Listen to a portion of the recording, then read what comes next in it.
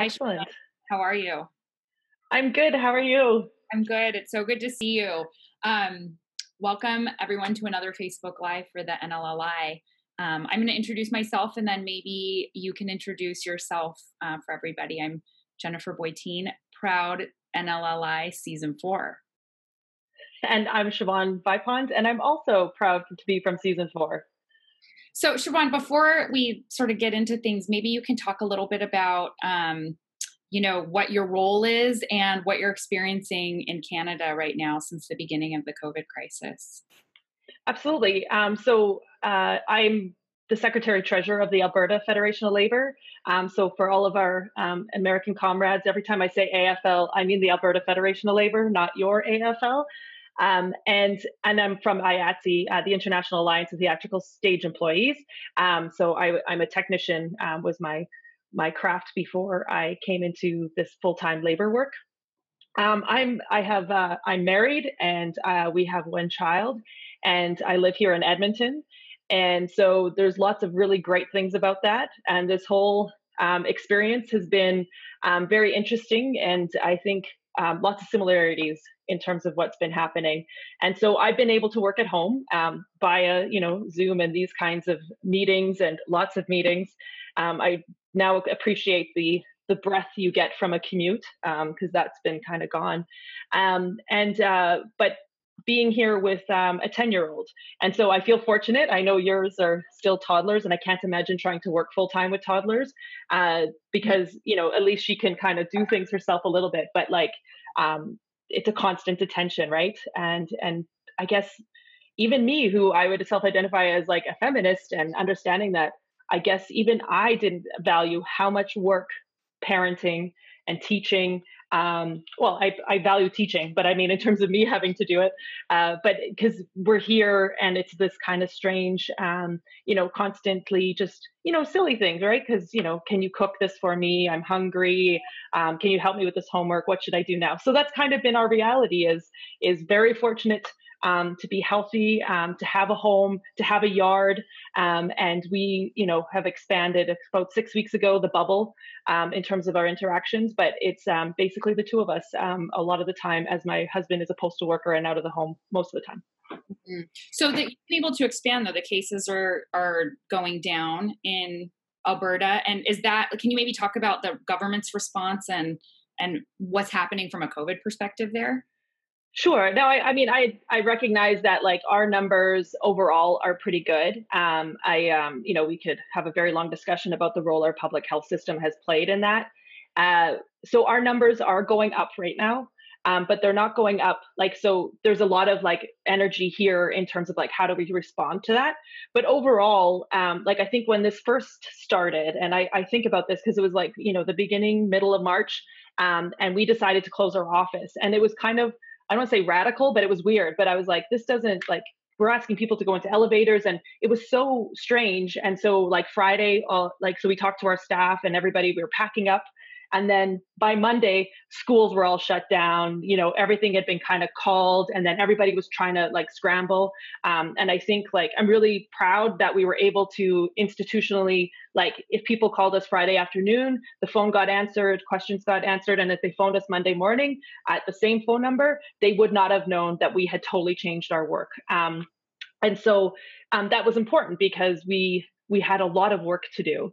So the logistics side of it, right? Because that's my technician brain. I was like, the logistics work. So then it became what we needed to do. And we had kind of the tale of two kinds of governments. We had our federal government who were doing the right thing, which is, that whole adage behind you're better to react and do something, because not doing something is actually a failure. So it's okay if you misstep, and stuff we've learned in through NLLI.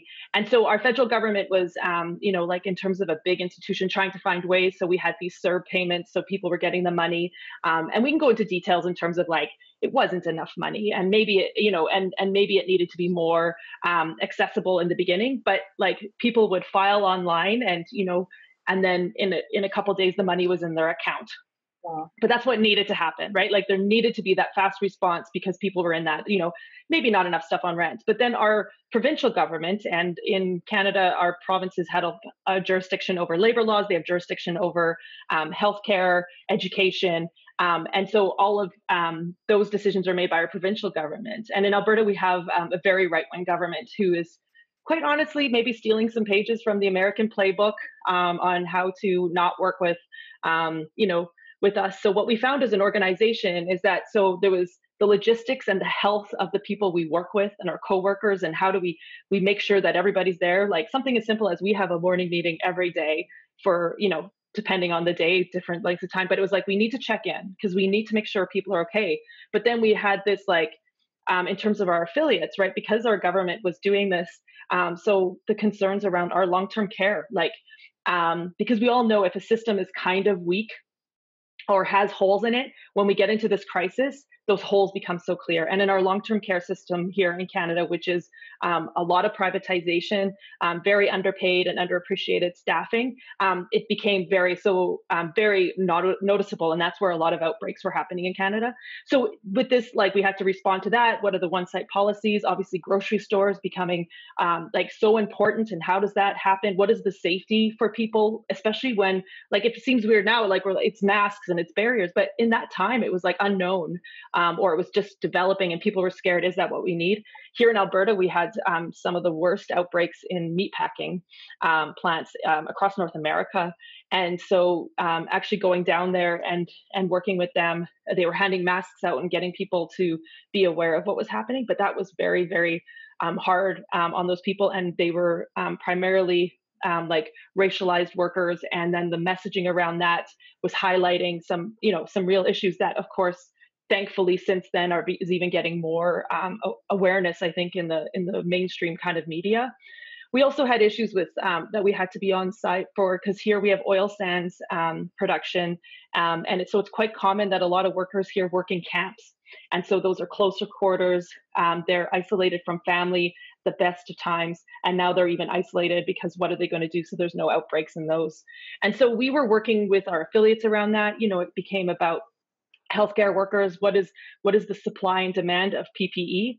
And so we're very fortunate. We never had a shortage of masks for our healthcare workers, but that was partly because we have a public system, but partly because a lot of planning had to do there. And our unions were working with their employer, which is, our Alberta Health Services, to ensure that the right people were wearing the appropriate masks so that they weren't running out and so that they could manage that. Because and as time went on, I'm sure you found this, in the beginning, and I laughed because I went to the office and the sign on the door said we will be away for 3 weeks. But at the time we were thinking, oh, we'll see what happens. But so all of these things have been happening at once. And then at the base of that is the mental health that many people were experiencing, which was I don't want to say challenge, but the kind of, because you're being at home, you're kind of isolated. I'll be honest, on a personal level, there was times that were really hard because it's I can't attend another Zoom meeting and, teach my kids school and make sure she's happy. And as well, just even making meals. And so and I was in a very, very privileged position. So it was okay, trying to mix that all, very, very different. And so now we see, as we're kind of getting into, I think in the beginning, I don't know if you had the same where everybody talked about it as we'll get past this. Yes. But it was we're now in it, aren't we? This is it. This is what we're going to be living for quite a while. Yeah. And I feel like in some places in this country, people are still have the mindset that, we're going to get past it. It's summer now. We cared for a little bit, but now it's summer. And even though cases are going up, they're not acting like it. All across the country, there have been huge fights over even whether they should need to wear masks or not. And it's, a tug of war about what bars should be open or what shouldn't be, when it's just very clear that steps you need to take in order to protect people. And folks have been really unwilling, I think, to take, not everybody, of course, but many people have been unwilling to take those steps. And something you said kind of struck me about that, because I think a lot of, we were talking a little bit earlier with Kathleen also about what your experience in Canada is as compared to the United States, in many ways can be a tale of two countries. Here you have a public health system where people's needs are met, that acted quickly in order to, give people what they needed. And here it's just convoluted and crazy. And yet, as you were describing going to the meatpacking plants and recognizing that the people who were most vulnerable were people of color. And I don't know what you were alluding to in terms of like the messaging around that, but I know here there were discussions about how, well, it's not, those are other people.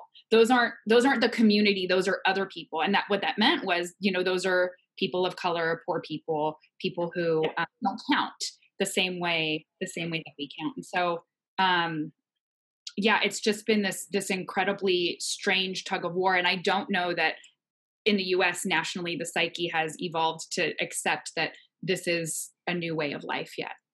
But it's interesting to hear that that's kind of where you are. Well, and we're still having the kind of like similar debates around masks because it's not mandatory here. And actually, just this morning, the Alberta Federation of Labor, we've taken a stance that to not advocate, it was a stronger word, that we demand that our government says that it's mandatory for masks for people, right? And it's interesting, right? Because we see obviously the American media quite a bit, but around the argument that it's like we just need a vaccine. Yeah, here's a tool that will, like, in some study I think is showing like 95% that you won't get it, and it's like, well, that's almost as good as any, like that's pretty good, but yet we're not doing it because it's a mask. And so here there's still that debate, and although the numbers are nowhere near your numbers, people were very nervous because as soon as things started opening up and we got 50 cases, and people were terrified by that.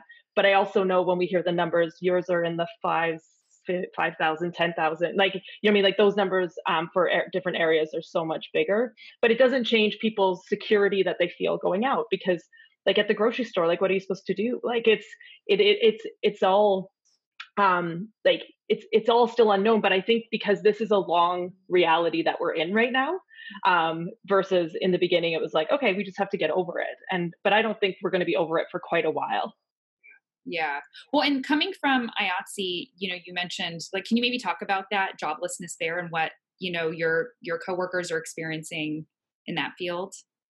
Absolutely. Yeah. So, because I'm still, active in my union, not just the Labor Central. And so we represent like people behind the scenes and behind the camera, right? We're the union behind entertainment that many people don't see. And we were one of the first industries to lose their jobs because of, quite honestly, those big gatherings were kind of one of the first thing, even like jurisdictions that weren't really being as proactive as they should have, we're still cutting out. Well, we're still not going to have a concert. And so we were some of the first to lose our jobs. We're going to be the last to go back because although some film productions are going to start ramping up in different ways and finding different ways to work, the live industry in terms of like theater and like concerts, and that's not going to be ramping up for quite a while because we have to find solutions and different ways to look at it.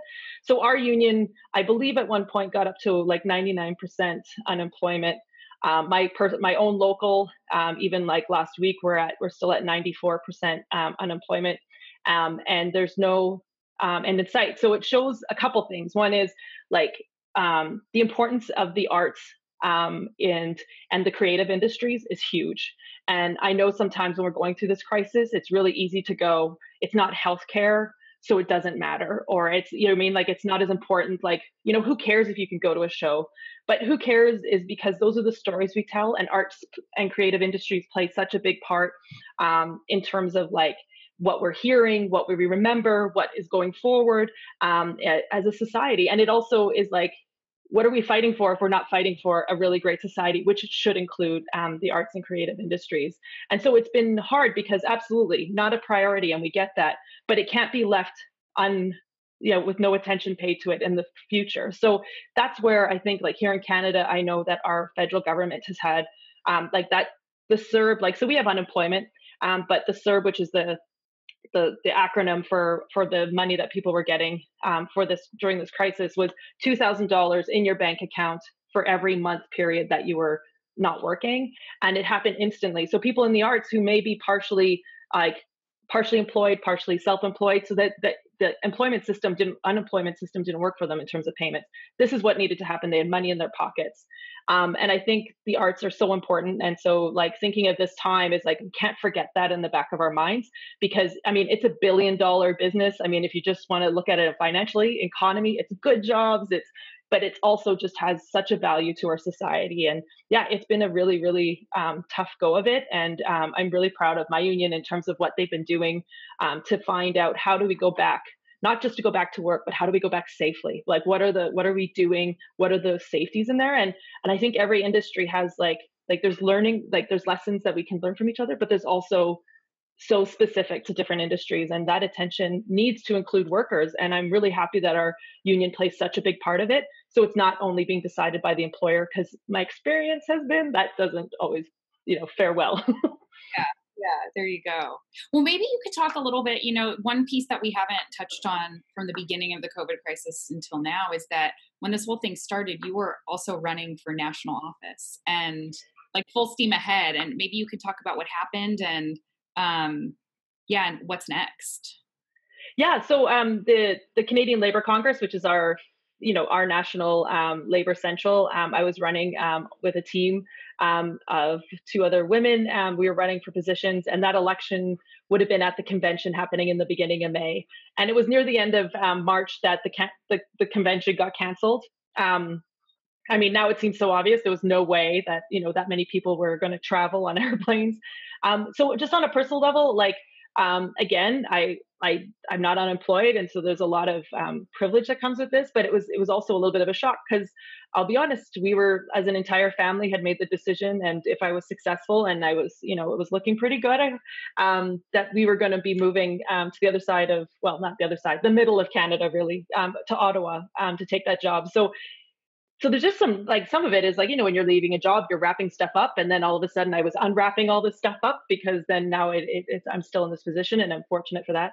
And my kid, right? Like, she's 10 and she was really excited. Like, she was on board, right? Because last summer when we made this decision, she had to be on board. And so for her, it was a little bit shocking, because she was like, oh, so we can't do that. When are we doing that? And it was like, she's very understanding, but it just adds to the kind of like trying to work it out. So we don't know when that election will be. We don't know what it'll look like. But we're still going to be running. But right now it's about making sure workers are safe. And so we're all kind of doing that. And unions have so much work. And here in Alberta, our government has not stopped doing their anti-worker agenda. And so yesterday they tabled the worst legislation we've seen, which is introducing right to work ideas around finances. And many of you will know, listening, that in Canada we have protections as well as constitutional rights to unionize. And so obviously we don't think this is a bill that would stand up to a constitutional challenge, but that's also coming down because, and we were talking about this earlier, right? Which is like, some governments, take this crisis and are doing the right thing, and other governments are taking this crisis and going, how can we, use this crisis to forward our agenda against people? And then that's what we're seeing here in Alberta. Yeah. Yeah. What you described just now and earlier is exactly the same type of anti-worker bullshit that we have lived with here. And if you look at, what's crazy to me is that you can have a country that sees what's gone on in the US and advocate for right to work, advocate for, a privatized healthcare system, advocate for dismantling the voices of working people, when we're living with what's happening. Like, you want higher care, great, go for it. Yeah, and unfortunately for you, because you're living it, but from here, during this time, if you ever needed an example, because it was story after story, like some of the heartbreaking stories of people like not even being able to afford to get tested, like, and to look at that and go, that's the system we should be, like, that we should follow that. It's just nuts for us to see.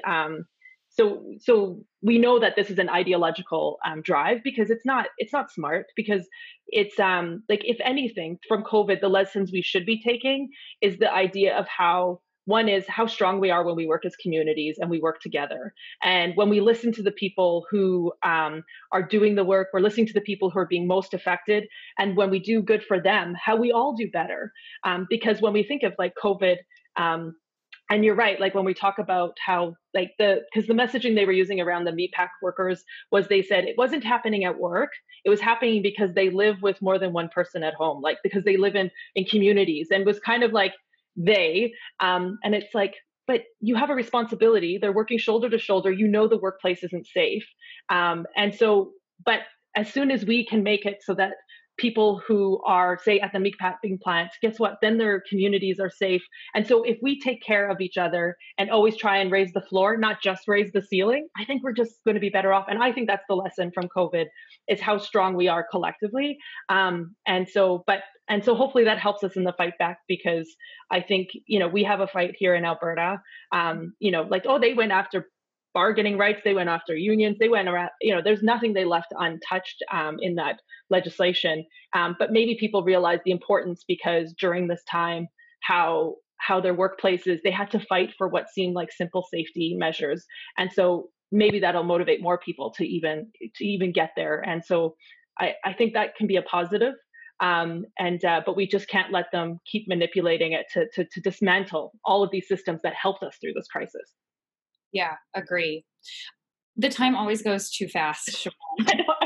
I realize, like, I'm talking so much, we're not going to have enough time to chat. Josh Fabrizio and Ana Garcia actually have all joined in. So hi, guys. If there's anything you want to say to your NLLI comrades before we sign off, please. I'm reminded constantly, and especially during hard times, which has come up quite often during this COVID, I'm reminded how great that NLLI was. And then I also, like, a few times have been like, oh, I miss.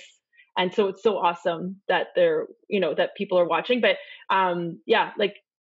it's such a great community to be a part of and to be able to connect. And I almost, I love when you run into someone, you find out that they went to, that they were part of NLLI, and then you can chat. And so I now want to do more work to get more people involved, because I have to say it's helped me immensely as a leader through this time, but even just a person struggling and at times, but also just kind of seeing it. So yeah, a huge hello, miss you. And maybe I hate to suggest another Zoom meeting, but it probably would be good to see everybody's faces. That sounds good. Well, thank you, Siobhan, and bye. Oh, thank you, Jen. Bye.